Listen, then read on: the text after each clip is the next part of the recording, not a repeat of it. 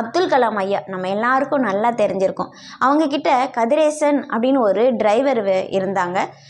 ஐயா வெளியில் போயிட்டு உள்ள காருக்கு வரும்போதெல்லாம் அந்த டிரைவர் படிச்சுக்கிட்டே இருந்திருக்கார்.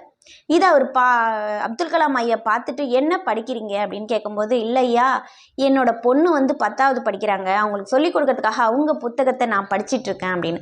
நீங்கள் என்ன படிச்சிருக்கீங்க அப்படின்னு அப்துல் கலாம் ஐயா கேட்குறாங்க. அவர் சொல்கிறார், நான் 10வது தாங்க ஐயா முடிச்சிருக்கேன், எனக்கு மேலே படிக்கணும்னு ரொம்ப ஆசை, என்னோட சூழ்நிலை நான் இப்போ முடியல அப்படின்னு சொல்கிறார்.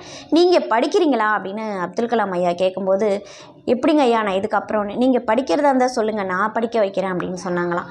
அவரும் அதுக்கப்புறம் படிச்சிருக்காரு. +2 முடித்து BA MA MSCன்னு முடித்து அவர் டிகிரி வரைக்கும் வாங்கி ஒரு காலேஜ்லேயே ப்ரொஃபஸராக ஆகிற அளவுக்கு அவர் முன்னேறிட்டார். ஒரு காலேஜுக்கு ப்ரொஃபஸராகவும் ஆயிட்டார். இதுலேருந்து நம்ம தெரிஞ்சுக்கிறது என்ன அப்படின்னா, அந்த உயர்வான மனம். ஐயா அப்துல் கலாம் ஐயா வந்து